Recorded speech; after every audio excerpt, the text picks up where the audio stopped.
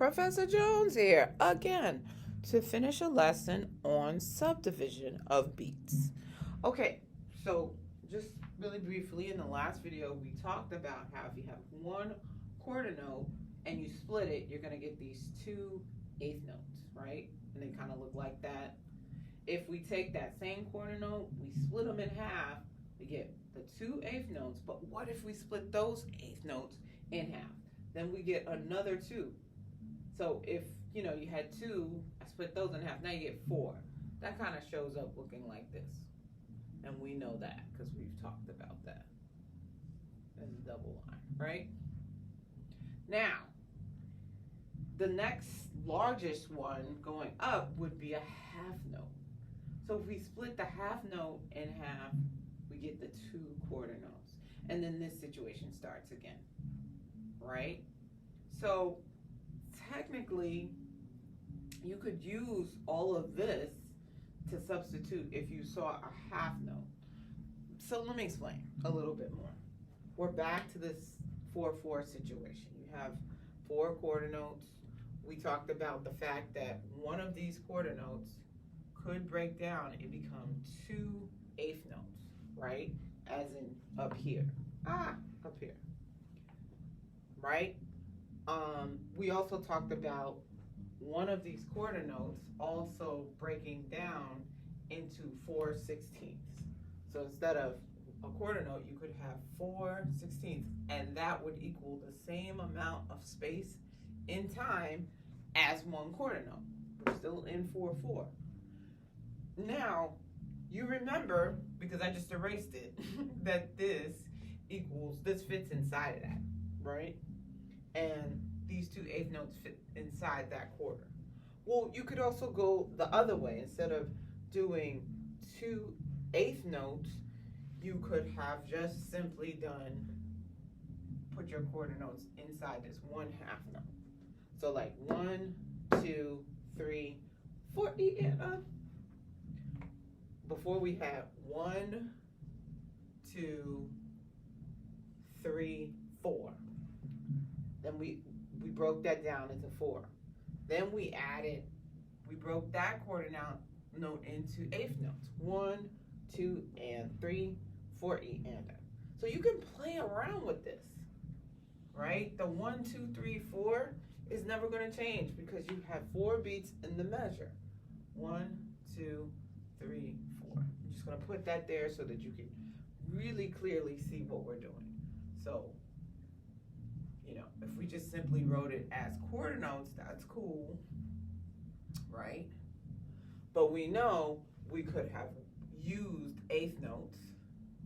Say if we're like making this hit song, we might want it to do that.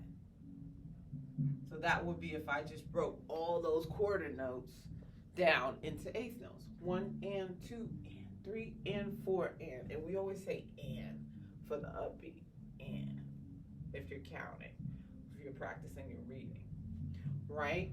Now, again, we could also have broken them down and subdivided them into 16th notes,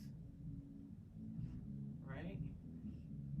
1 E and a 2 and 3 and how about 16ths here? 4 E and a. Now, when we do our 16ths and we count them, we count our 16ths like 4 E.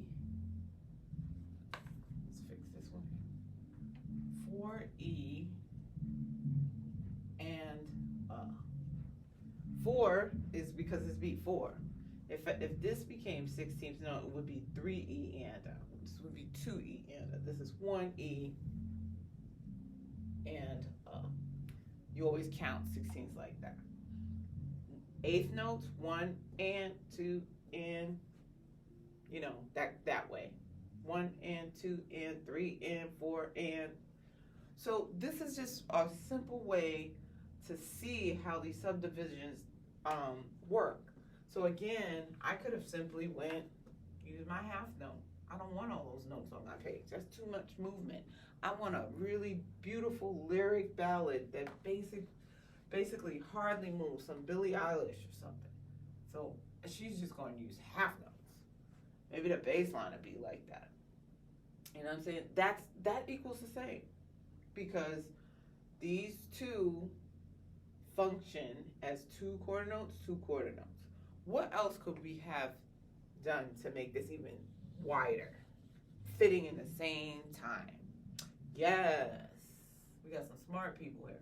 We could have just simply used one whole note, because one whole note subdivides into two half notes, and those two half notes divide into two quarter notes.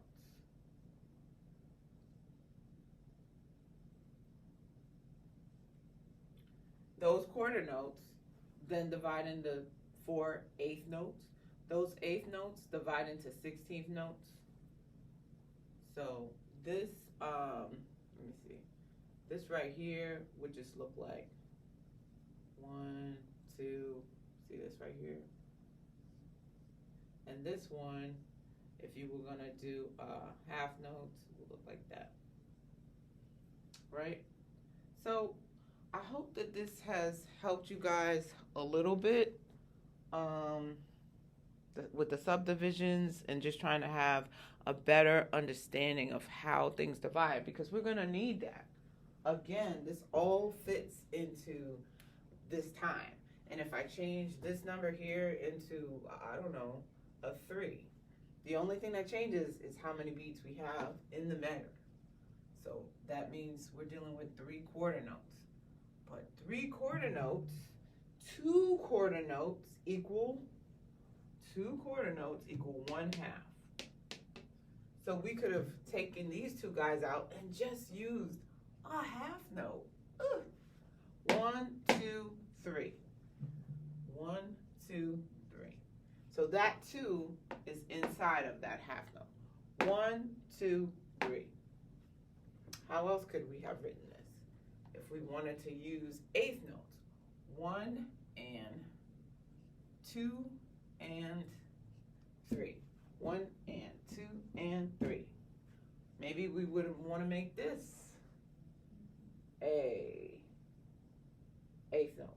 1 and 2 and 3 and. What if we wanted to break the 2 part down, the second beat down, into 16ths?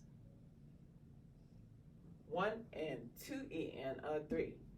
1 and 2 and a 3. 1, 2, 3. 1 and 2 and a 3. You see, that fits in the same thing, and that's how we make really good music.